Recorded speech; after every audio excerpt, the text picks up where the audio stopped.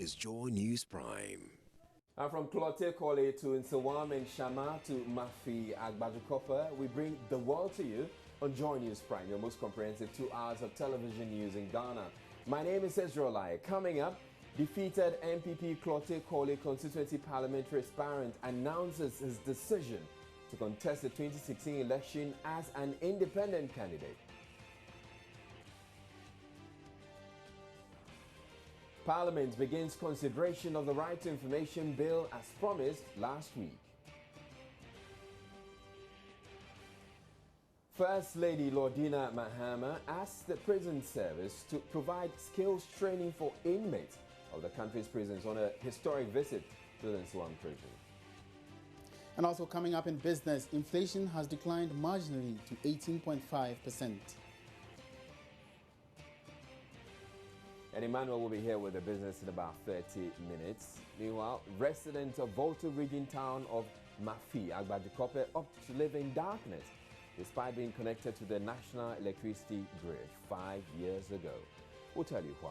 Also in this news package, available across Europe on ABN television on the Sky platform, is entertainment, sports, and Joy News Interactive. Stay tuned.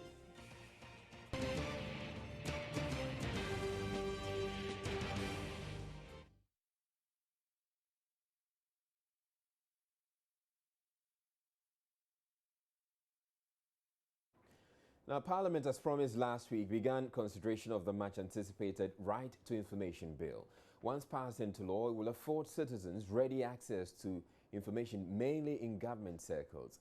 Members of Parliament could, however, not agree what constitutes access to information, stalling proceedings when the bill came onto the floor on Wednesday. The MPs, meanwhile, have over 5,000 amendments to go through before the bill eventually becomes law.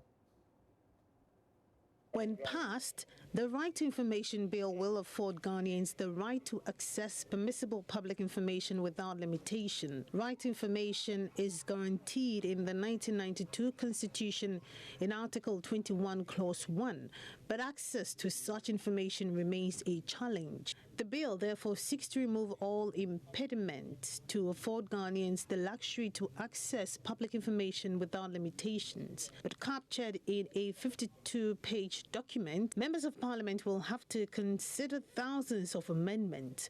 On Wednesday, members of the House could not agree on the access to information procedure and what constitutes public or government institution where such information can be obtained, forcing the Speaker, Edward Doe Ajaho, to refer the document back to the Legal and Constitutional Committee for further consultation and study. If you look at the original draft, that is why they subject it to Article 21F. And therefore use the word access, because the right to the information is already there in the 21F. It is important, the Deputy Attorney General is now in the House. It's important we defer consideration to tomorrow while we move to the motion. So how soon will the bill be passed? That's the question parliamentary correspondent Elton will be put to the ranking member on the Legal and Constitutional Committee, Joe Osei.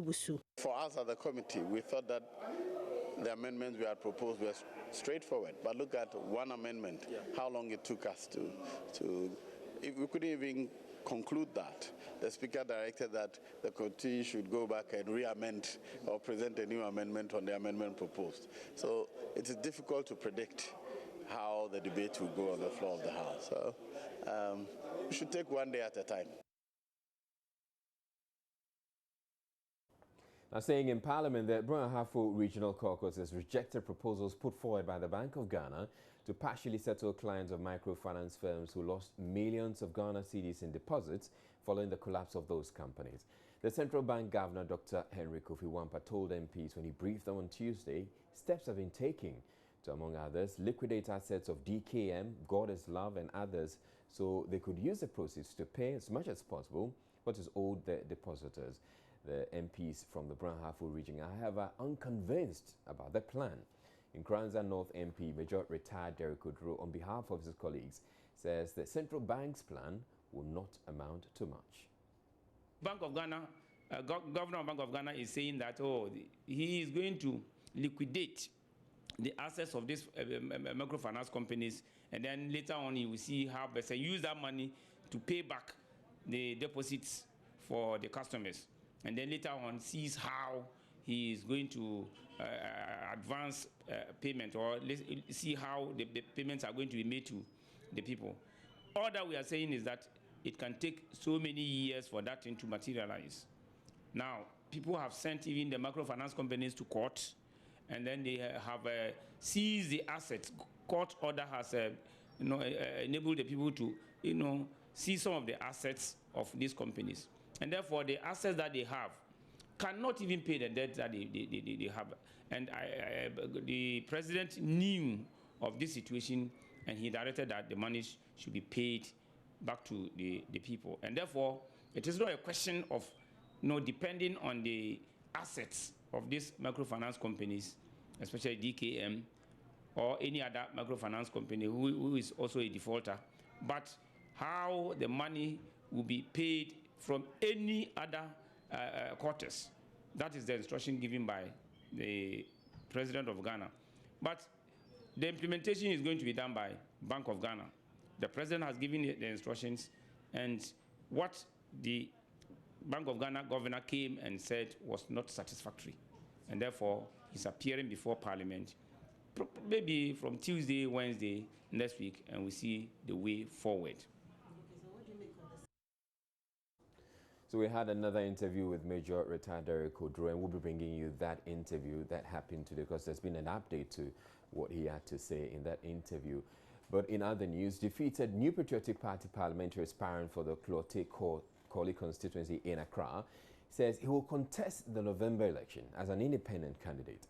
Announcing his decision at a news conference Wednesday morning, Nii Nortey says he's heeding to the pleas of the party supporters in the constituency to represent the face of hope in the 2016 parliamentary election. Nii Nortey lost last month's primaries to Philip Addison, but says the process was not fair. I was convinced that the party will allow the voice of the masses to hold. Addressing his supporters, the former chairman of the New Patriotic Party in the Glaucoma constituency said although he does not have the support of the presidential candidate, Nana Addo Dankwa Akufo-Addo, he has that of the grassroots and is confident of snatching the seat from the NDC in the November polls. Nii Nortey lost a rerun of the primary in the constituency last month to prominent lawyer Philip Addison. The rerun became necessary after the first round of voting, which he won, was marred by boycotts of two other candidates.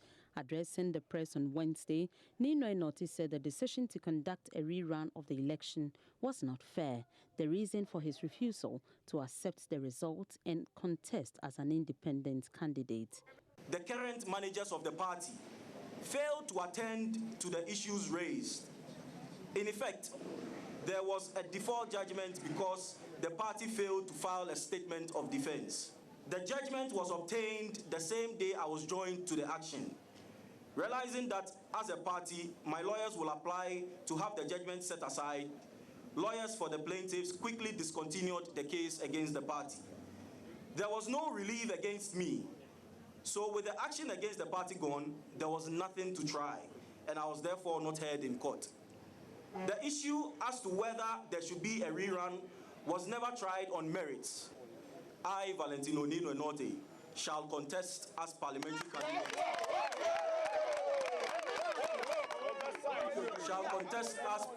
candidate.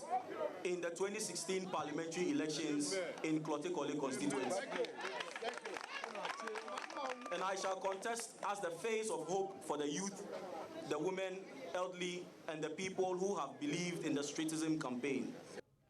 He said his objective of entering the race is to give the constituents, especially the youth, a sense of belonging and hope, but not hopelessness. No artificial transplant can feel the pain of our people as genuine as one of our own. I come into this race with a heart filled with compassion to see our constituency develop, a heart to see our youth gain employment, a heart to see Glaucoma as the heart of Ghana. As my senior brother, lawyer Addison, said, he has the blessing and the backing of Nana Addo. I, Nii Nortey, say I have the blessing and unflinching support of the grassroots.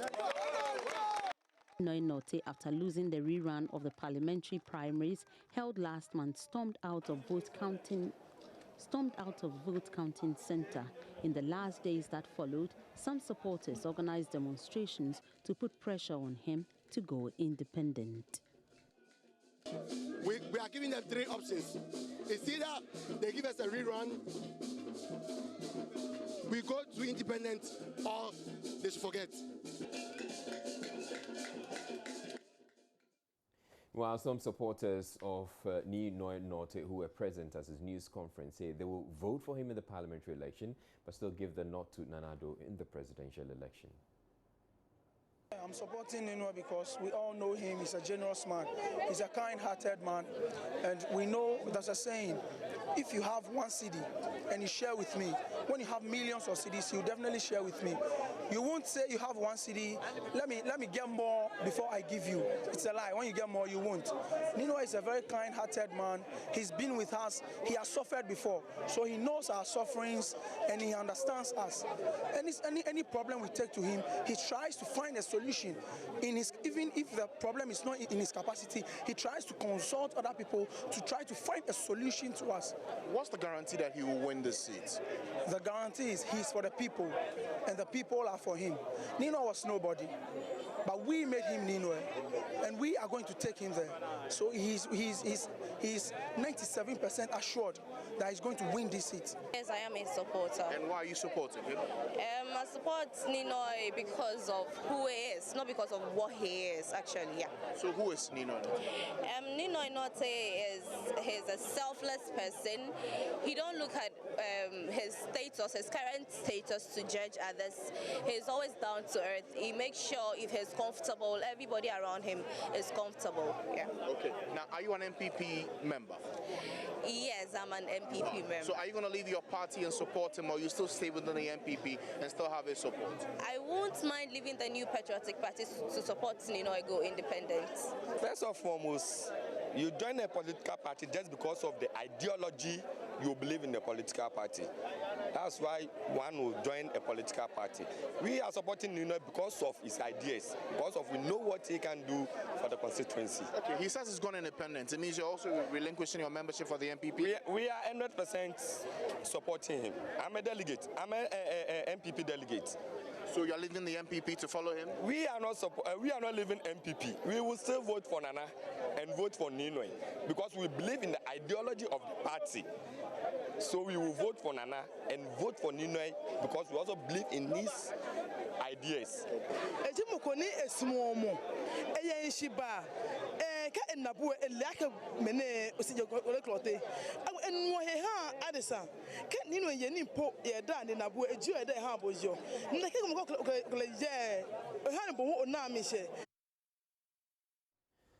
You're watching Joy News Prime. We're taking a break. We'll be back with more. Please stay tuned.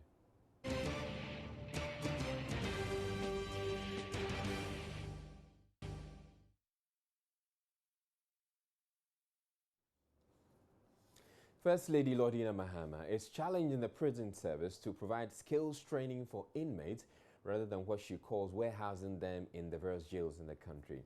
This, the First Lady says, will prepare the inmates for the world of work that awaits them once they are released. Ms. Mahama said this when she paid a visit to the female wing of the Nsawam Medium Security Prison Wednesday afternoon. The visit makes Lordina Mahama the First Lady of a sitting president to visit a prison. Medium security prison is grappling with water issues. This became evident when the First Lady Lordina Mahama visited the prison. Aside core issues plaguing the facility, the female inmates say the water shortage that has hit the main Nsawam Township and other parts of the country is affecting their lives. The leader of the inmates at the female wing, Mary Jama, is calling on the First Lady to intervene for them to get potable water. Some Adwaji is facing a serious water crisis, and it is really affecting us as inmates. I wish to plead for an intervention on our behalf. Secondly, I would like to talk about the sentences imposed on us. The sentences placed on us as women are too high. For example, for offenders being imposed with 15-year sentence for stealing. I wish something could be done about it. Meanwhile, the Eastern Regional Commander of Prisons, DDP Isaac Ejui, is appealing to leadership of Ghana prisons to sink 5 more boreholes to bring relief to both inmates and officers. With the increasing number of inmates and its commensurate officers at both the male and female prisons, the pressure on the existing boreholes dotted in and out of the prison has been excessive. This results in the constant breakdown of these boreholes, which comes with high costs to the service. He revealed plans to house remand prisoners separate from convicts. As we speak, plans are far advanced with drawings of a remand prison to be established here in Nsawam to help decongest our prisons by housing remand prisoners away from the main prisons.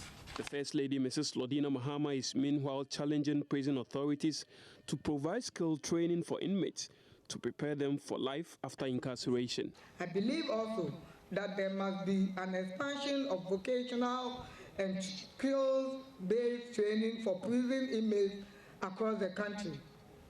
I understand there are 15,000 persons in our prisons, and I believe this is a human resource that can be utilized for the economic growth and development of our country if we equip them with the appropriate vocational skills. As a way of showing compassion to the inmates, she donated medical equipment and drugs for use at the infirmary of Nsawam medium security prisons and others across the country. Speaking at the program, the Acting Director General of the Prison Service, Emmanuel Ajato, called for a public-private partnership to raise the status of Ghana's prisons.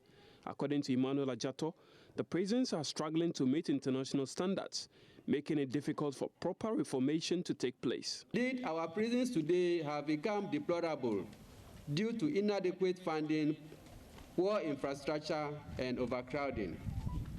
Over the years, we have witnessed overcrowding in most of the prisons. It will interest you, Your Excellency, to note that the medium security prison is housing the largest prisoner population in the country.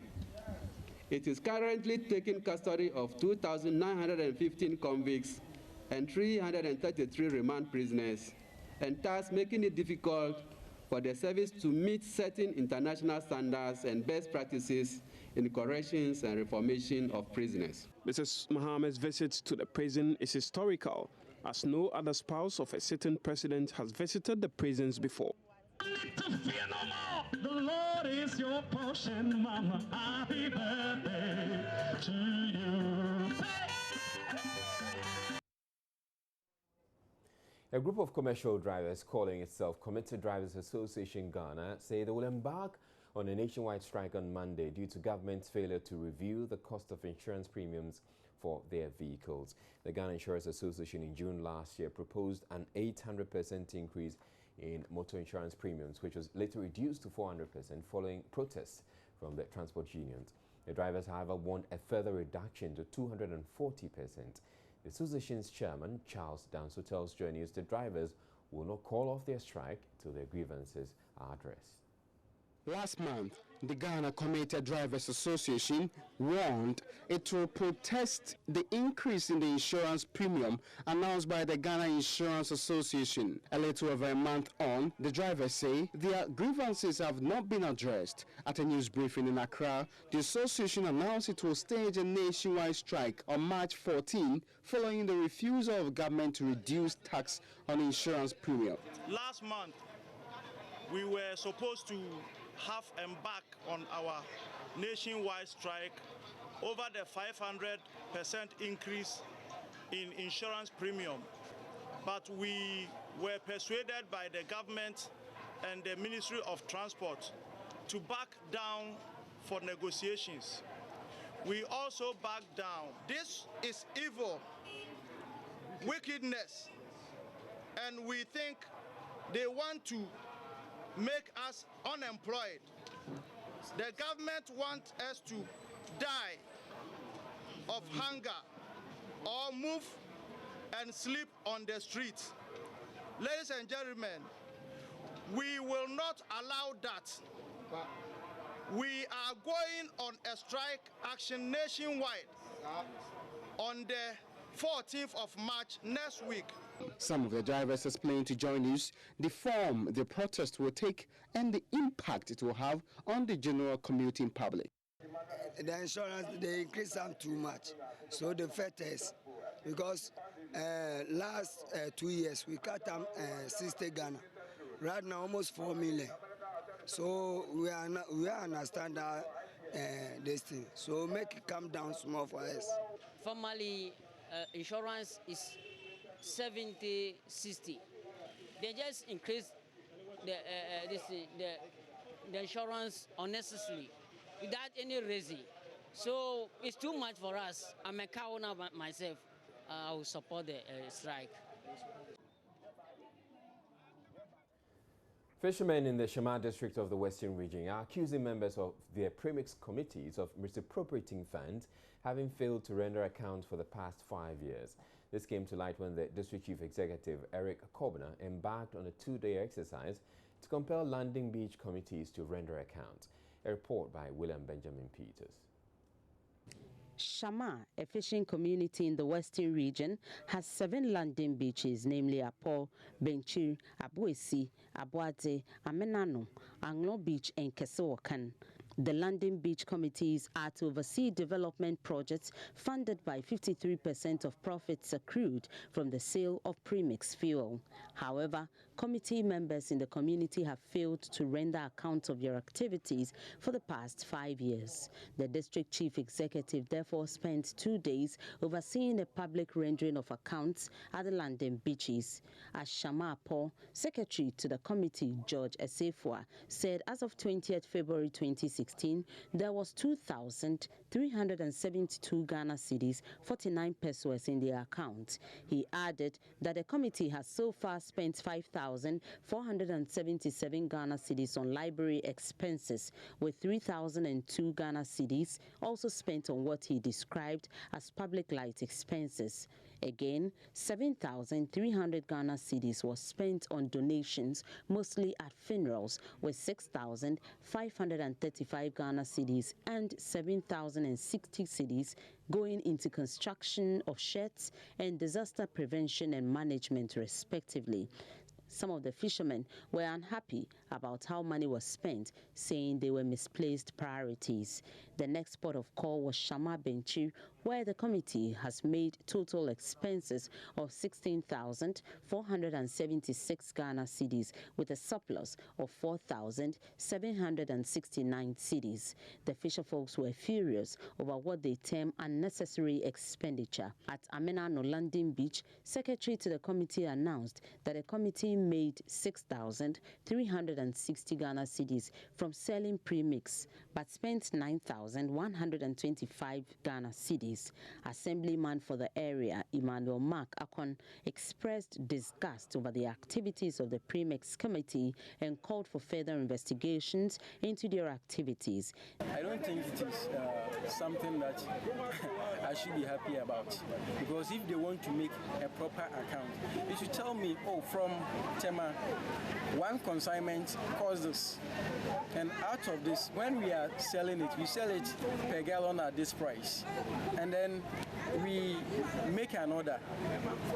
This is what is left, and out of what is left, 53% of the component, the profit component, must go to the community. So from what we have, this is the 53%, and we have 31 trips, or we have 41 trips. So in the year, it will amount to this. Besides that, they are doing all this in the name of the community. So if, like they are saying, a funeral donation 20 million for a somebody who is dead and gone, what about those living? District Chief Executive for Shama, Eric Kobner, later said he will ensure that the exercise is done regularly to ensure accountability. But whatever it is, the positives are that these monies that were used for this capital project at Apu, they had about 1.27 billion. Ideally, had it not been these landing beach committees, these monies were going into individual pockets. So let us be happy that at least the government has come out with a policy that is better benefiting the community members. And this is a very good policy. Going forward, I'm not saying it is 100% good.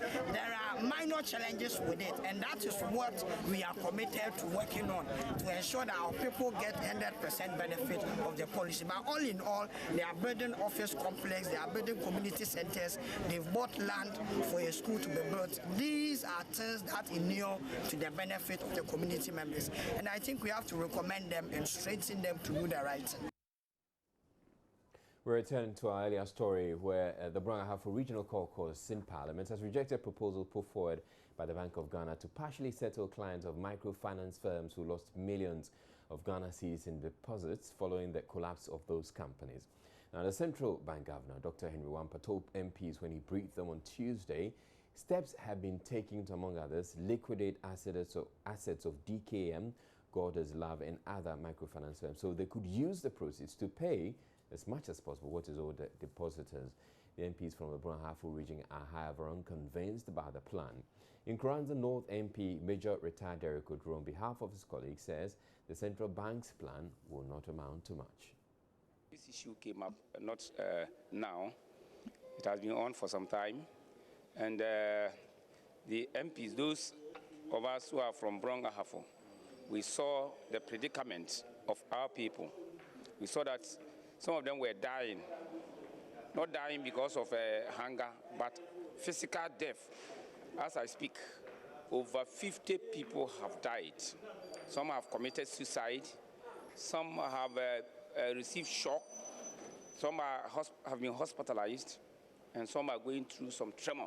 The customers, the victims, those who have got their monies with them and then they are not getting the money back, they are receiving going through this predicament.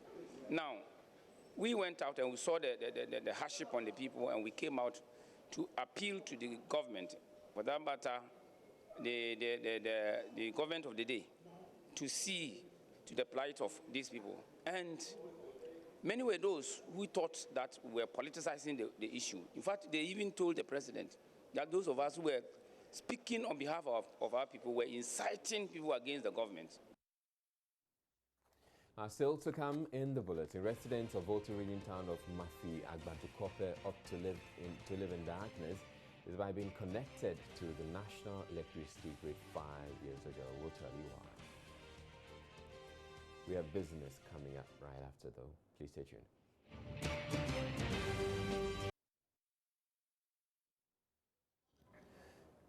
On business tonight, we're talking about inflation. Emmanuel Bwajuefi is there to tell us all about it. So what, inflation has declined marginally? Marginally. You know, it was 19% in January, right after Christmas. It jumped up to 19%. But now, currently, it is 18.5% for February. Does the trend suggest that it's going to keep going down, or it's just a momentary blip? I think so, because from the look of things, you know, this particular February inflation was driven by the utility increases and then also lorry fares increases. And with hindsight of the fact that the tax stamp is also coming very soon, I don't see inflation going down. And just for the benefit of most of our viewers who may probably not be so much interested in the technicalities, inflation simply means that more money, generally more money chasing fewer goods, okay. so to speak. So when they say there's been a decline in inflation, does it mean that we have seen a drop in the prices of goods and services? The rate at which the price increases has dropped marginally by 0.5%. So it doesn't mean that prices of goods and services have dropped? Not necessarily. Not, especially when it's marginal increase, then you don't see massive increase in prices of goods and services. Thank you very much for the education. Right. Thank you. So it's time for business. Inflation for the month of February has declined marginally. The rate went down from the 19% recorded in January to 18.5%. In February, the inflation rate for locally produced items was also 0.3 percentage points higher than that of imported items. The Statistical Service announced this at a press briefing today. The inflation rate for the food and non-alcoholic beverages group was 1 percentage point higher than the 8.2% recorded in January. The main price drivers were housing, water, electricity, gas and other fuels 41%, transport 30%, education 25.4%, and recreation and culture 25.3%. Speaking with Joy Business, Acting Deputy Government Statistician in charge of operations, Anthony Amuzu, said utility tariff hikes and increases in transport fares largely influenced the inflation rate. In January, utility prices and the increase in transport fares highly influenced the inflation rate. That was why we had a high jump from 17.7% to 19%. But once that has been stabilized and we entered February, that effect was eroded. That's what we call the base drift effect. So that has caused the level to come down to the 18.5 that we recorded in February. Unless there are any hikes again, we expect that we should be having inflation either stabilized or declining. But if there are any hikes in prices of items, then we'll be expecting that inflation will be going up. But we hope that there wouldn't be any hikes over the next couple of months, so we would have inflation declining. You realize that the inflation for imported items declined marginally against the locally produced items. And this could also have influenced the decline in the inflation from the 19.0% that was recorded in January compared to the 18.5% that we recorded in February 2015. The decline in the inflation for the imported items could be attributed to the stability in the exchange rate regime. You realize last year the exchange rate, the cedi was galloping against the other major currencies, but we seem to have some stability within the exchange rate regime, and that could be the reason why there was a decline in the inflation rate for the imported items compared to the locally produced items. The Greater Accra region recorded the highest inflation rate of 22%, while the Upper East region recorded the lowest 13.8% in February. Three regions, Brong Ahafo, Ashanti and Greater Accra, recorded inflation rates higher than the national average of 18.5%.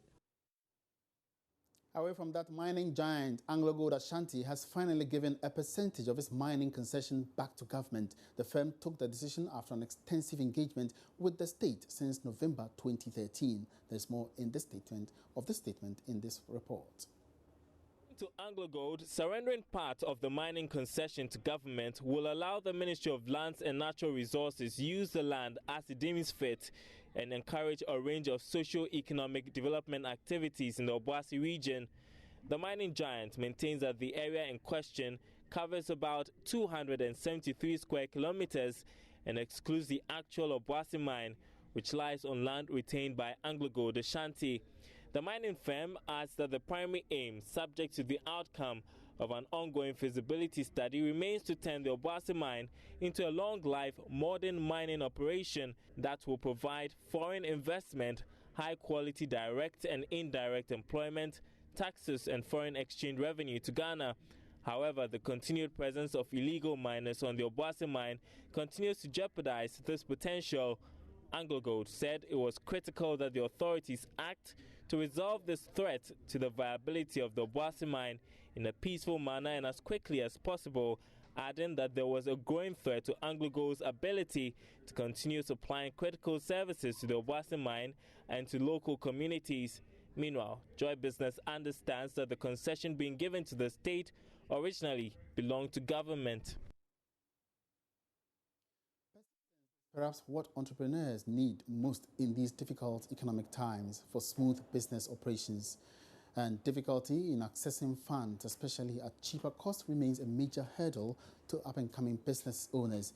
Deal associate with AgriFund Management Limited, a subsidiary of DataBank, Kali Jau, believes entrepreneurs can overcome this challenge if they are passionate enough about what they do. She has been speaking to Joy Business ahead of the Entrepreneurship Advancement Summit scheduled for this Saturday. being an entrepreneur is not easy. The journey can get quite difficult. And in those moments, if you're not pursuing something that you're passionate about, you're very likely to give up. So first of all, be passionate about what you're doing. Don't always do it for the money. Trust me, if you come up with an idea that people really buy into, something that's beneficial to people, it will scale up and the money will come. So first of all, be passionate about what you're doing and look at how you're going to improve society by doing it.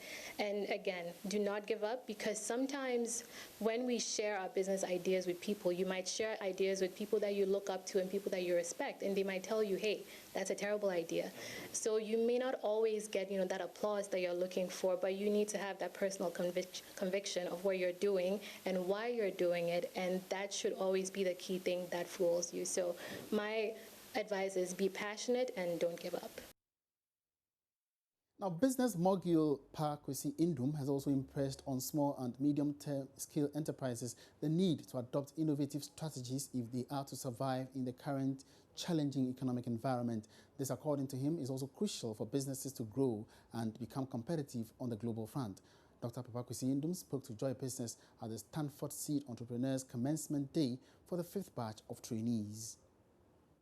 Yes, we're facing challenges in Ghana, but many of us, our attitude is that if we don't do it, who is coming to invest and let the money stay in Ghana, grow businesses in Ghana, and give jobs to our own men and women? So for some of us, we have no option. Whatever the problem is, whatever the challenge is, we have to find innovative ways of overcoming them. So we are prepared to face whatever the challenge is. We are prepared to deal with whatever problem there is. And whether it comes from government, it comes from consumers, it comes from wherever it is, even from those who produce outside of Ghana to come and compete with us, we are prepared to do what it takes, not just to be in business, but to succeed.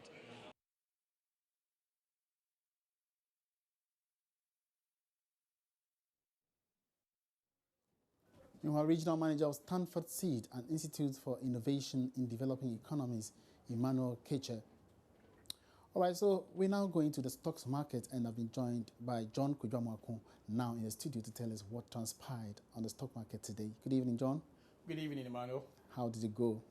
Actually, today not that well, but better than yesterday. Okay. Yesterday did not really record any movement, but today we saw some 3 equities moving.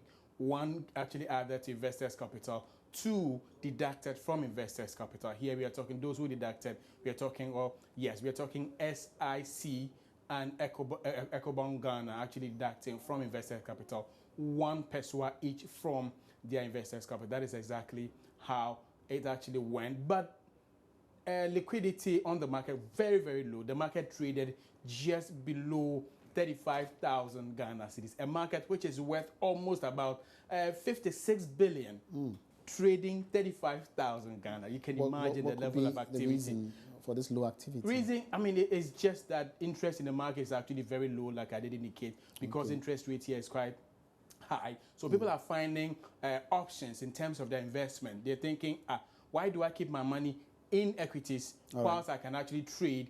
For example, how can I buy, let's say, treasury bills or other kind of other instruments, basically. So that is one. The dollar CD, relationship not that good, also driving people away from the market. So I think activity level wise, I think these are some of the reasons why people are not doing that. But we did see that. And you saw total market capitalization also dropping. So the value of our market keeps dropping by the day as a result of these activity levels on there. So like the only gainer has to be Societe Generale, also adding 1. Like I just indicated, EBG deducting 1, SIC deducting 1 peswa each from there. And then the commodities market, I think oil has is hit still back.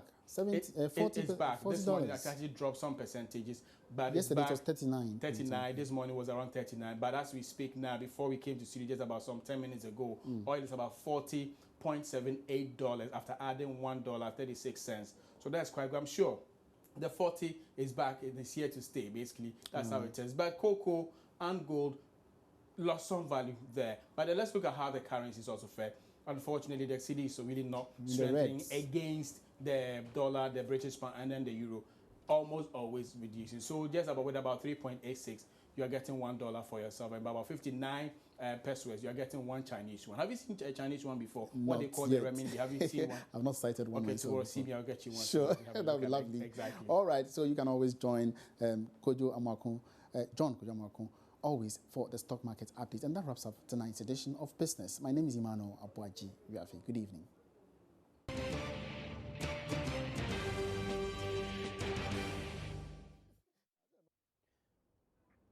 You're welcome back to Joy News Prime. Now, 5 years after government extended electricity to Mafi at Glaucoma, a farming community in the Volta region, residents continue to live in darkness. The reason is that the Electricity Company of Ghana has failed to supply electricity meters to the community despite payment of the required amount. The residents are demanding their meters. They complain the situation is hampering the provision of quality education. Joseph Opokugapo was in the community and filed this report. This community, Mafia Glaucoma, has a population of more than 500 persons. The community has never had electricity, despite the fact that there are electrical poles all over the community, and you would also find the electrical wirings running all the way from one structure to the other and even to homes.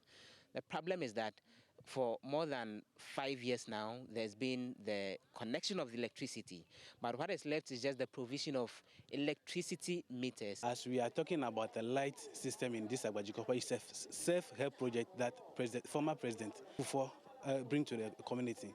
We have this community with everything with communal labor. The pole you can see over here, the cement was given to us by Honorable Jogi Disu, who gave us the cement before we use it to build this pole. And we do everything communal labor. Even the workers who came, the contractor who came and work over here, we feed them, we give them money for their food, we give them room to sleep. They sank a lot of their money, time and energy into the self-help electrification project to bring electricity to the community. But ECG demanded that residents pay for the electricity meters, which they did.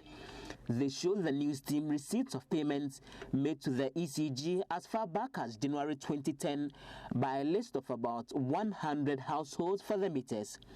But despite numerous follow-ups, the ECG has failed to deliver on its side of the bargain. The community is always pitch dark at night, hampering the delivery of quality education. We are suffering here. We are suffering. If the night court or the people, our students from the school, they don't have light to learn. So they go just and go and learn, go and sleep. With that light, they can't learn.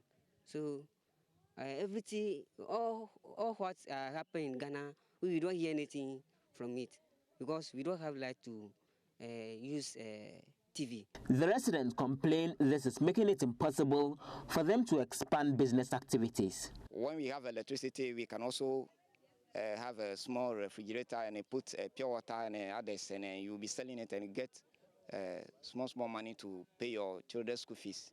But nothing like that sort is going on.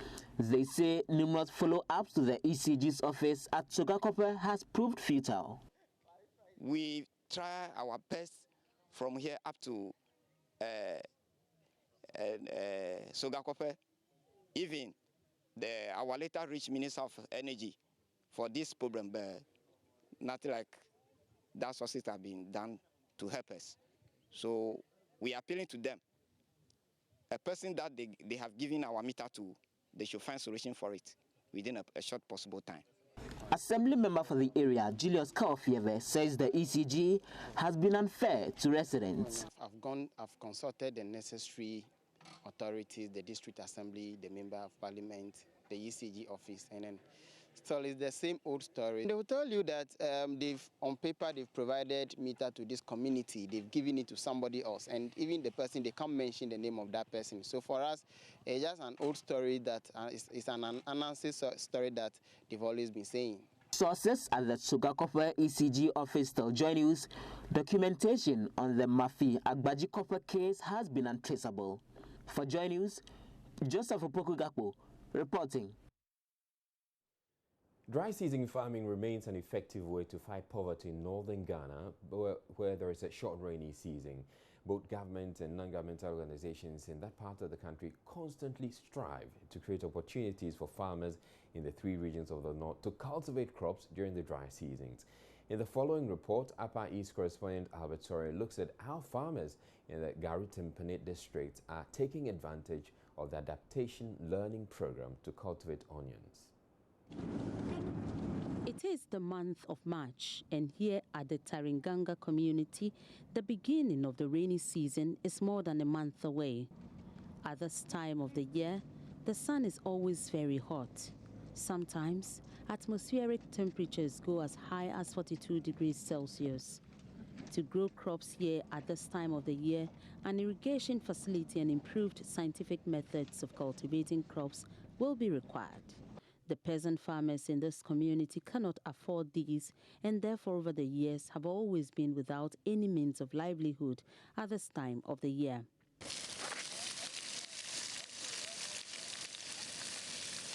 This year, however, Care International Ghana, through the Adaptation Learning Program, has put up this 1.5-acre demonstration farm, which provides an opportunity for farmers at Taringanga and other nearby communities in the Garu-Timpani district to learn new farming technologies and agricultural ideas, and at the same time cultivate vegetables which they can sell to make a living.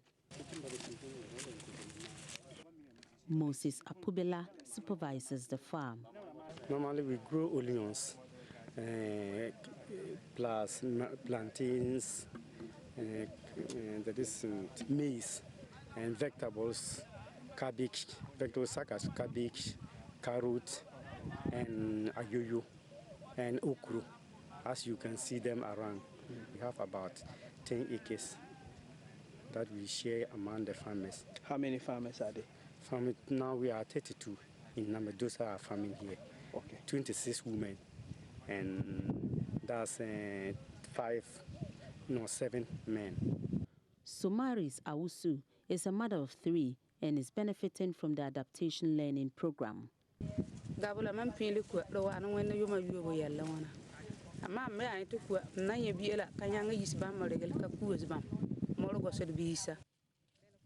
I have been a farmer for more than 6 years now. I always cultivate onions and other vegetables here during the dry season. When I sell the produce, I am able to use the proceeds to take care of my children and also save some money to buy fertilizer for the major farming activities when the rainy season starts. And when the rainy season ends, I buy some fertilizers again to prepare for dry season farming in this garden. 32 farmers from 18 communities are currently working on this farm. According to the assemblyman for the area, the impact of the adaptation learning program has been good. They're beginning at this demonstration farm, which is just around, and a lot of farmers can come around and practice and learn. When you have a problem, the technical people from the MOFA always come. Then you can come there and ask them what is your worry in your own farm. They can go and visit your farm. The project has been lovely. It has supported the community members to learn. It has helped them this often adaptation and learning practices. Most of the community members have learned new things. Every year, now and then, they learn the system. As the system changes, they learn new things. It helps the community members. And as we talk now, previously, people used to depend on their own knowledge. But now, mostly, they come to this learning center, the demonstration farm, and they come and see. If you see something in your farm, you come to the demonstration center, find out what is there, and you look at it or you complain, and they will give you the way forward.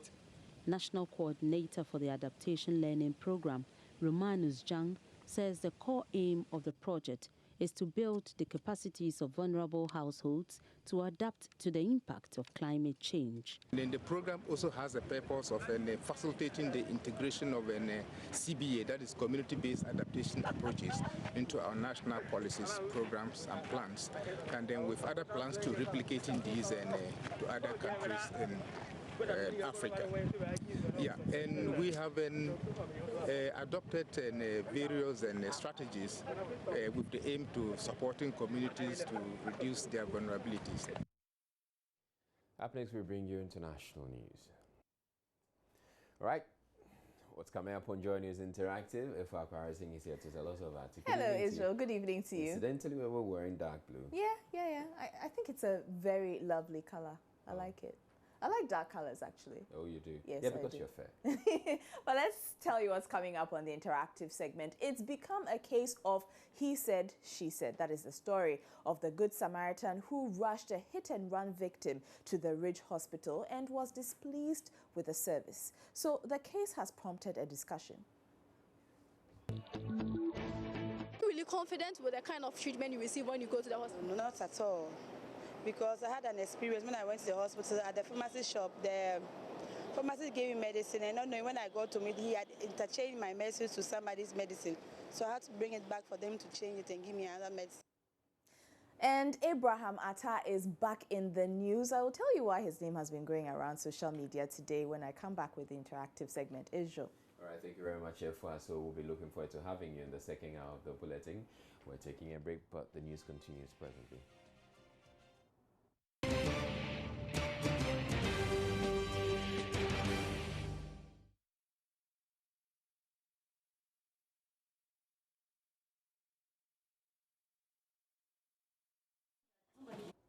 Right, time now for a quick recap of our top stories. The defeated MPP Klautik-Korle constituency parliamentary aspirant has announced its decision to contest the 2016 election as an independent candidate.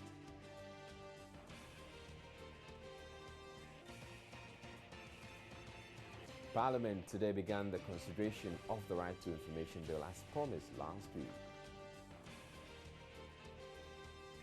First Lady Lordina Mahama has asked the prison service to provide skills training for inmates of the country's prisons on a historic visit to the Nsawam prison. In business, inflation has declined marginally to 18.5%. And residents of the Volta region town of Mafi Agbati-Kopa opt to live in darkness despite being connected to the national electricity grid 5 years ago. They blame the situation on the failure of the Electricity Company of Ghana to supply them with meters. The Glaucoma Society of Ghana is appealing to government to provide tax exemptions on glaucoma drugs imported into the country. According to President of the Association, Harrison Kofi Abutiate, the high cost of drugs is making it difficult for patients to afford medication, a situation he says accounts for the increasing cases of glaucoma in Ghana. Glaucoma is not curable, but can be controlled. Untreated glaucoma gradually results in blindness because of the irreversible damage it causes. Glaucoma is a group of eye diseases characterized by increased intraocular pressure, resulting in the damage of the optic and retinal nerve fibers. There are 4 different types of glaucoma. Primary open glaucoma is the most severe and common in Ghana. This type is common in over 700 Ghanaians, and about 50% have no idea about their condition. Apart from delayed detection being a major cause of the increasing cases, patients who suffer from glaucoma are also unable to afford the medication. The reason for the continued loss of sight through glaucoma is because, despite the efforts of Glaucoma Association of Ghana, many others, the awareness message is still not reaching all the populace because Glaucoma Association of Ghana does not have the funds to mobilize enough screening programs because we do not have enough trained personnel to provide treatment because equipment for diagnosis are expensive, but the greatest is because glaucoma drugs are too expensive.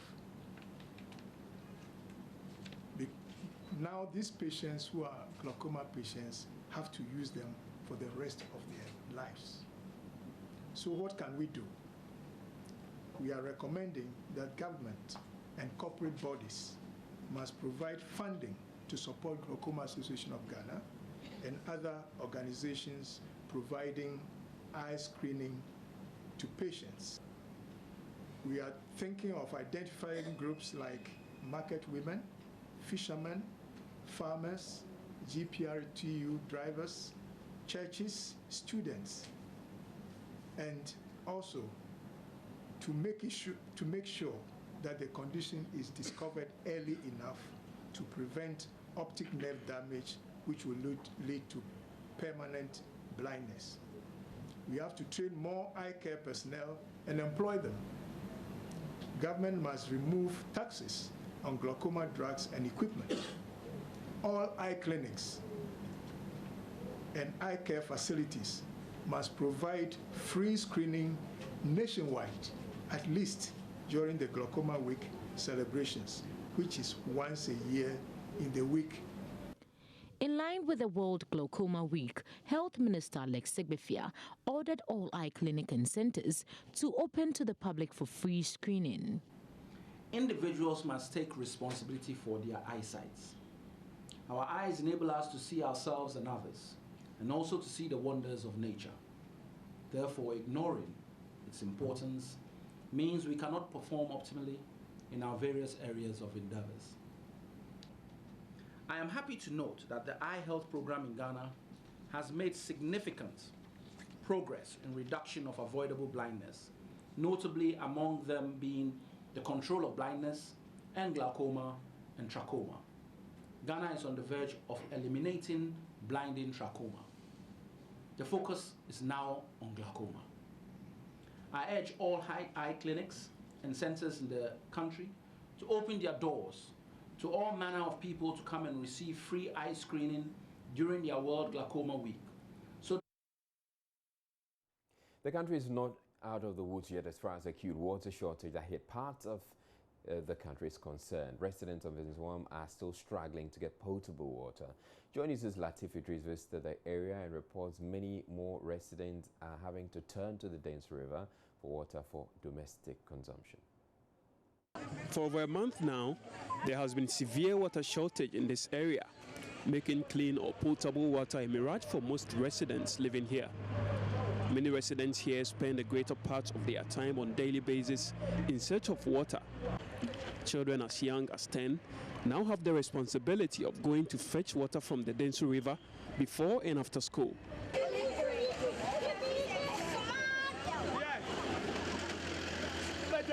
To avoid the daunting task of walking to the Densu River, these young girls frequent this standpipe to check if water is flowing, but that is largely a wasteful venture. We cannot get water, but we went to River Densu to fetch water before I went to school. Do you do that every day? Yes, please. For the past 3 weeks? Yes. And how is that affecting you? I'm sure now, as a result of this shortage, like you said, you always go to Densu. Is it affecting the time you go to school in any way? Yes. My name is Francisca Boache. Yeah, so how is this water situation affecting you personally? Because you don't have water 2 weeks. Some people is crying. You don't have water to drink. Some people used to cook. Some people used to drink. It is not good. The Densu River, which is gradually drying up, has been the savior for people who cannot afford the luxury of traveling to adjoining towns to buy potable water, making the outbreak of waterborne disease very likely in this area. But in a rather helpless tone, Rahma tells me she has no other option. I see you are washing, struggling very hard to get your soap to even foam. It's not happening. How difficult has it been for you, with this water shortage? What do? We have to give everything to God. It is only God who is protecting us from here. Otherwise, we don't have any water.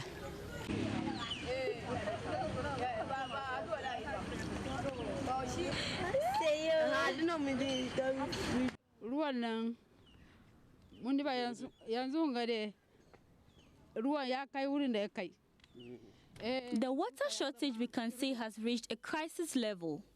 I don't usually fetch from the river, but due to the pressing need, I have no option but to rely on it for domestic use. I use it for all domestic activities but drinking. We know the risks involved, but we have no option.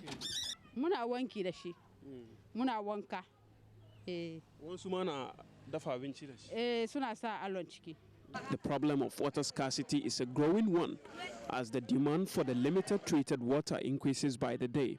The Ghana Water Company has over the past weeks embarked on the dredging of the Densu and other water bodies that supply water to treatment plants in Nsawam and adjoining communities, hoping to rectify what has become an unbearable experience for residents. Latif Idris, Joy News, and so on.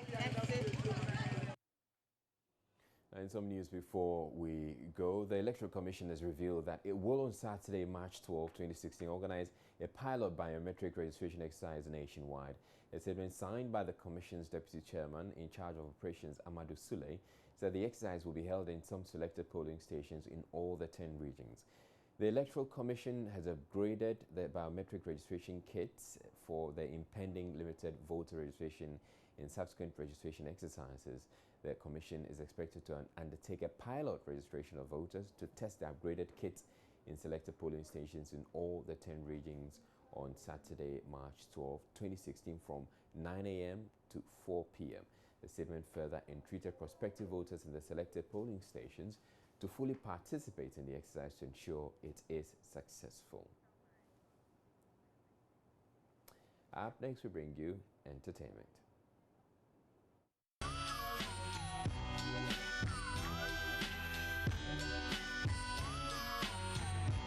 Right, Miss G is here, and it's time for entertainment. Hello, Israel. How are you doing? I'm fine. How about you? Very well, thank you. Okay. So what have you been up to? Working. Okay, I know that. Yes. Apart from work. That's all. Why? That's do you all. know? Do you know? Have you heard that I've been engaged in something? Is there something you need me to know? No, there's nothing to tell you. Okay. Yeah, I'm talking about this. I've seen it already. Or have you added something? Oh, it's new. That's not what you saw the last time. You've upgraded it? Mm-hmm. Oh, wow. Yes, this is an upgrade. You're making him fiercer? Because this one is a kakai look. Oh, really? So yeah. Okay, so the other one was more friendly. Yeah, this one is more, it's fiercer. Okay. To scare us. Oh, but you're not scared. You don't look scared either. No, I'm not scared. Why? And the guys who are watching on TV are not scared of you either. They're still going to come for you. Oh, are they? You know. Still waiting for them. Actually, I am running a campaign. Oh, I'm looking for Mr. Right. So if you're interested, you know. But what did I say? All right, let's get on with the entertainment. What's coming? Okay, so you know, on the 6th of March, we had some comedians march, you know, for Ghana. Yeah. And we've been wondering, were they called? Were they paid? How did they get on that theft that day? We've been speaking to comedian Bob Okala. Yeah, but I expect that they will be paid. I'm sure they were paid. He said they weren't paid. That's what he told us. We participated in the Independence Parade because of the love we have for our country. All and sundry participated in the Independence Parade. And it was a beautiful experience.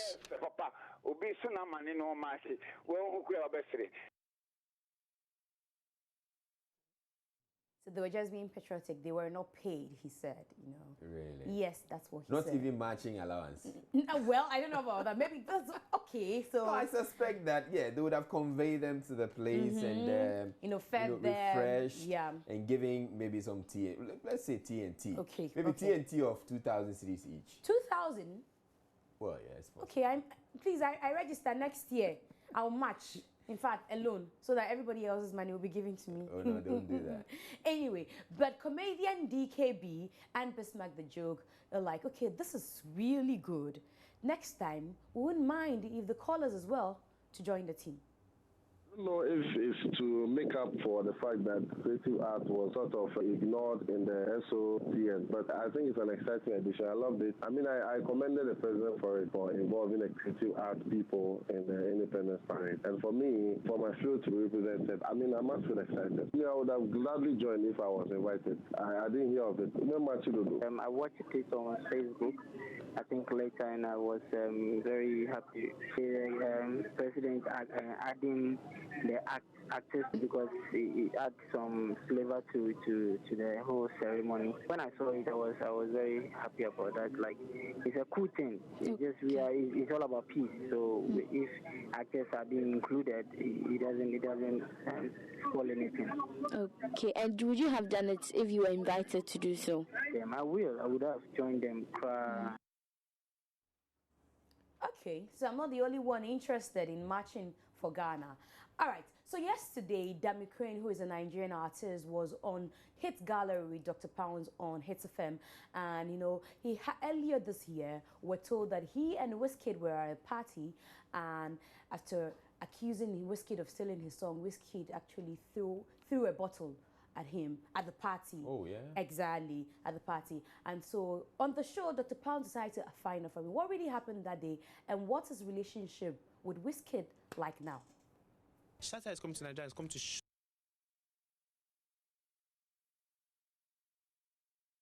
he just felt guilty, you know, and he felt like, you know, there's one thing about Nigerian artists. Let me not say Nigerian artists, every black artist. Once you have that fame, you start believing in the hype you created and you feel like a god. You know, you feel like you can do anything.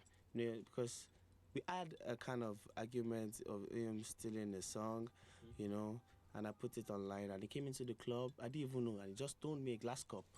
You know, but it's all settled now, you know. What he stoned me is called the FOG, the favor of God. Because right now in Africa, everybody wants to issue. What is issue? Nah, what is issue? Issue is ISSUE. Okay. The way he said issue, I thought you know. You know, they want issue substance, you know, not right. things like that. Okay. Okay. But you know, he has a very good relationship with Shatta Wale. He tells us how big Shatta Wale is in Nigeria, and he tries to do my favorite Shatta Wale song, which is that. Do you know that? Kakai. Yeah, and you know how he sings it. Hi. Come to Nigeria, come to shut down Nigeria. Trust me. Give me one song from Shatta Wale. Hi. Hey, you can chop it like kai. Look at the chop how they go. You love the Kakai? I love Kaka. I love Chop Kiss. So that's the one we performed together. So do the Chop Kiss. Let's go, baby. Oh yeah, Chop Kiss. No, I gotta do the dance for you. I stand up for you. Okay, stand up. Let's do that. Look. Thank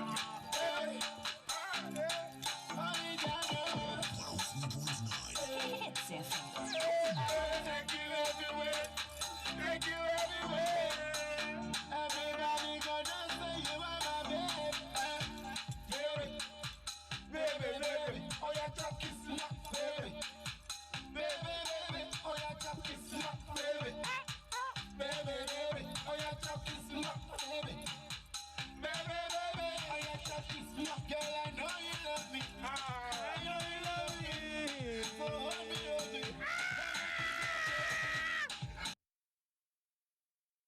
Okay, that was good. Oh, it was good? Yeah. Nigeria know the forehand now. Oh, yeah. Nigeria know the forehand anytime. They don't be like you, Ogasa.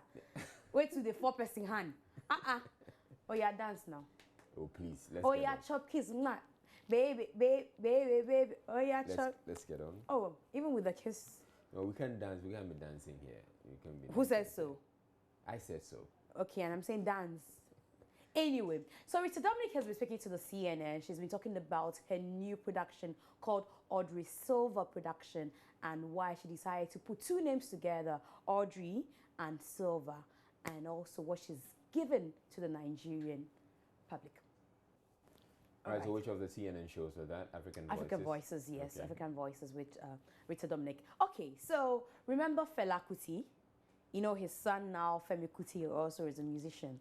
Now, I don't know, let me ask you this question. So in your neighborhood, people come to you like, Israeli, we have this situation in the neighborhood. You are the media person, blow it, you know, and let government attend to our concerns. Yeah. Okay. So in Femi's neighborhood, apparently they've been having power outages. You know, in Nigeria, it's not a big deal. But I don't know why. His neighbors have been tweeting, asking him to, you know, help them get government to come work on the issues. Like, Femi can't be bothered. He's been replying all the tweets, asking them why they are not attacking who they voted for and why their concerns have to do with him. No, they're just asking him to probably sing about it. He says he's not in town. He's not been in town for 2 weeks. And the neighbor also came back to, the thing happened 6 weeks ago. For 6 weeks, before 6 weeks, you've been in town. And 2 weeks, you just left town 2 weeks. He says, why are you fighting me? Fight the people you voted for. Why you know, and they've been having... a point though. I mean, clearly, if you have issues with the electricity, go and Well, not necessarily the one you voted for, but you have to see the power company. No, the but power company is he should notice, just like how people see you in your neighborhood, that you have the voice, that people think he has that voice. And of course, when he speaks, government who he listen. And the man went ahead to say that if it was Femi Kuti, it was Fela Kuti, Fela would have done better. And Femi says, where were you when my father's house was burning down? Where was your own father? Can you imagine, you know? And they've been ranting here and there on Twitter. Okay, so 6th of March, we saw Ghana have a new president, and that's President Uhuru Kenyatta. And so he's been delivering his speech.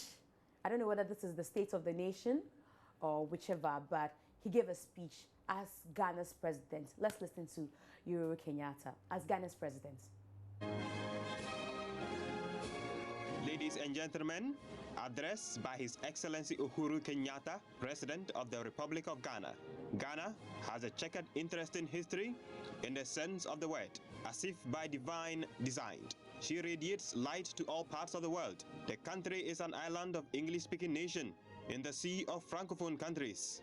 Ghana is now recognized as having attained low-income status in the world. We have a beautiful flag. Red, commemorate for blood of those who died or worked for the country's independence. Gold represents the wealth of the country, the mineral-rich nature of our lands, especially gold. Dark green to represent the forest-arid farms of the country. As Africa surges like eagle into the globalized sky of the 21st century, Ghana and Kenya are strategically positioning themselves to maximize returns for the benefit of their peoples. Worry not, there is a rainbow at the end of the tunnel. All right, so somebody has been up to some mischief. Exactly. Obviously. No, but this so is... they took the errors in the brochure. The brochure, the Ghana 59 Independence brochure, and decided to read them as words of... Of course, and he had Uhuru Kenyatta as president, so we decided to have him speak to us as the president of the Republic of Ghana. Naughty you. Anyway, that's it for Entertainment, Israel. Thanks for having me. Thank you too. And the next time I'm on here, we are going to be doing what? No, you're here to give us entertainment. And who says dancing, singing, rap? Dance. Rap is not part of entertainment. Thank you very much for coming. That's it for entertainment. Up next, we bring you sports.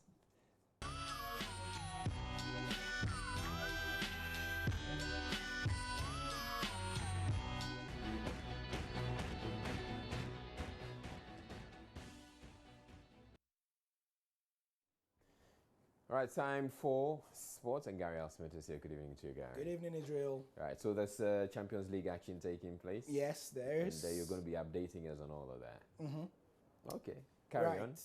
The UEFA Champions League is on, and I'll be giving you an update. Hello, my name is Gary Smith. Thank you for joining us on Sports on Prime. Chelsea, before the game, had already, what appeared to be an insurmountable task. Right now, it looks nigh on impossible, because at the moment, after 35 to 40 minutes, it's Chelsea 1, PSG 1. And these are the highlights of the game. PSG took the lead before Chelsea equalized. So it's 3-2 on aggregate. But the interesting thing is that this game is being played at the Stamford Bridge, and PSG have 3 goals. So it's a bit difficult. Also, Zenit and Benfica, I'll be giving you updates of that as well.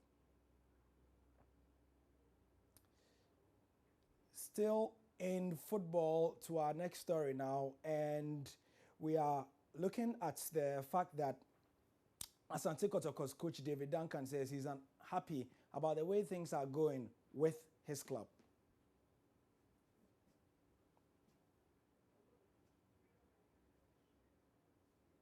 Okay, we'll bring you that story later. Let's go on to the live scoreboard to check out what's happening in terms of the other game in the UEFA Champions League. Benfica beat Zenit St. Petersburg by 2-1, meaning that Benfica will be going through to the next round.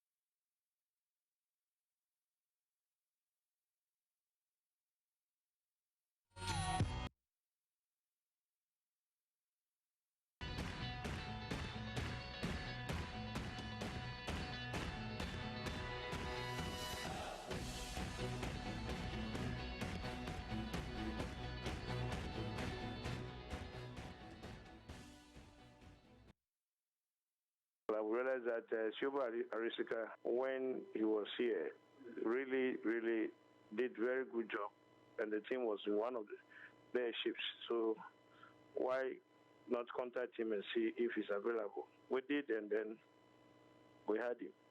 So it's about his strictness, it's about his discipline, it's about how he can also communicate with the players. And looking at him is a coach that if you get him with the caliber of players that are there, he can also turn things around. Hence our decision to bring him. He got here on Sunday, that was Saturday evening. I was at the Shama on Sunday because we are doing a few things with regards to his work permit. He did not sit on the bench. So he gave them a few pep talks and we saw that, yes, the team really changed.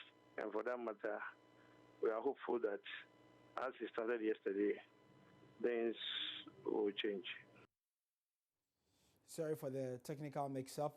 And that was Albert Comey, the CEO of Aduana Stars, speaking. As you would know, in the first week of the Ghana Premier League, Aduana Stars lost their coach, Nuruddin Adams, because he resigned. Now, Aduana have re-engaged Aristika Chiwaba, who used to be their coach a couple of years ago. And that was Albert Comey speaking about why they went in for the coach and why they feel that he's the right fix for the club as they go into week 4 of the Ghana Premier League. Don't forget that they haven't won any game and they are bottom of the Ghana Premier League table. From Ghana, we go to England, and the English FA says it wants to build 2,000 pitches in 4 years. Why do they want to do that? And that is to improve grassroots football. Was joined in Leicestershire by members of her senior management team to announce the launch of the Pitch Improvement Programme. The FA have pledged more money to help improve grassroots facilities and boost the quality of pitches. The aim is to get more people playing the game, and the programme will target 2,000 pitches over the next 4 years. The biggest problem I've seen through my time in football, especially at the grassroots end, is the pitches are simply asked to host too much football. And as a winter sport, that could be in some of the most awful conditions that you can imagine. But now to have this equipment and advice at the back of them, as I say, they have a real opportunity now to go and make a difference to their clubs. And so that players at the grassroots level can at last enjoy a game and look forward to enjoying a game on a decent surface. Still with the English FA, they also say that they want to eradicate sexism in football. This comes on the back of the celebration of International Women's Day, which was marked yesterday. Sexism has been a huge problem in football, and don't forget that Gianni Infantino, the new FIFA president, says that he's going to tackle that problem from the root as well. % of the 500 women surveyed say they've witnessed some form of sexism, while 46% have experienced it themselves. Almost a quarter of them said they'd suffered bullying, while 15% claim to be victims of sexual harassment. That percentage has more than doubled since 2014. Almost 20% have actually been barred from certain areas because of their gender, but 60% felt opportunities for women in the industry are improving. Kelly Simmons, the FA Director of Participation and Development, is disappointed to see these results. Worked in the industry now for over 20 years. I've seen massive changes. When I first came in, there were hardly any women working in the industry, and certainly when you looked up, you didn't see any women in top positions. I think that's significantly changed now. Wherever you look, there are women in senior levels, whether it's in the commercial sector, it's in marketing, chief execs of county FAs, in the football clubs. It is changing the culture, it is having an impact, but I think it shows today, you know, we can't be complacent. It's up to men and women in the industry to tackle any forms of poor behaviour and discrimination and make sure that it's a great place for women to work. Still in England, and Newcastle is a club that's hanging in the balance. They are staring relegation in the face with 10 matches to go. The future of Steve McLaren is uncertain. Today, there was news that 2 managers have their names in the hat. Whether they have applied or whether they have been contacted is not known yet. But David Moyes, whose last job was at Real Sociedad in Spain, is said to be one of the names, as well as Rafa Benitez, who is said to want a return and would not mind coming back to England. Steve McLaren remains Newcastle head coach for the moment. With his future hanging in the balance, the man who he made captain believes the squad is strong enough to survive whoever's in charge. I feel that the squad that we've got in them change rooms is superb. I feel we've got enough to get out of the drop and stay in the Premier League. It's clear the fans want McLaren to leave and are frustrated at the team too for their poor performances. Shelvey believes they have the right to be critical. You're going to get, obviously, fans that are disappointed. I mean, we're disappointed as well.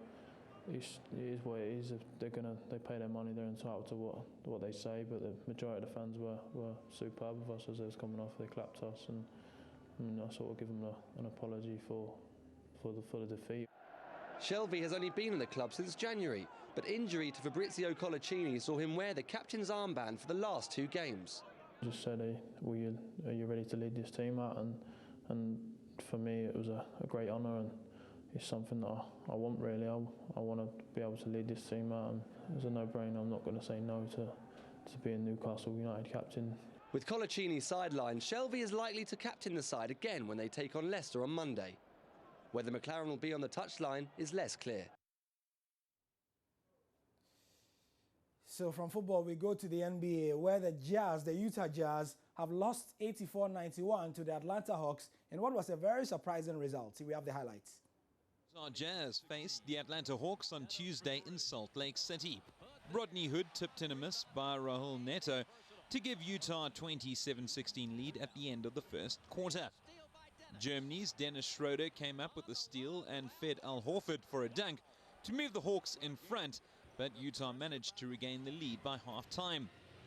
The Hawks took control in the third, Jeff Teague knocking down a corner three-pointer on his way to a 24-point haul. There was no stopping the team from Atlanta, who went on to secure a 91-84 victory, their third on the trot, while the Jazz fell 2 games behind the Rockets for the 8th and final spot in the Western Conference.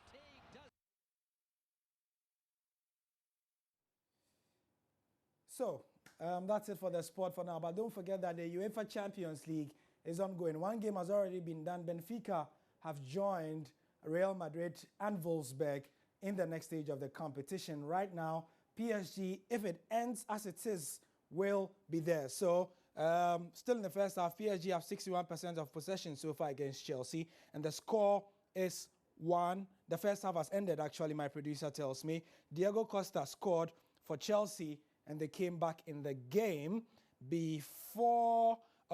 Diego Costa scored after Rabiot had scored for PSG, meaning that it's hung firmly in the balance as the 2 teams slag it out to see who will go into the next stage of the competition. That's Diego Costa celebrating, but they need more goals at the moment. Otherwise, it's curtains for the English side. And you can get more updates from our team on Twitter at Joy Sports and also on Facebook. These are our social media accounts, Twitter at Joy Sports GH and at Joy Sport. The second half starts in 15 minutes. And so we come back in the studio, and that's the sport for now. I am Gary Al Smith.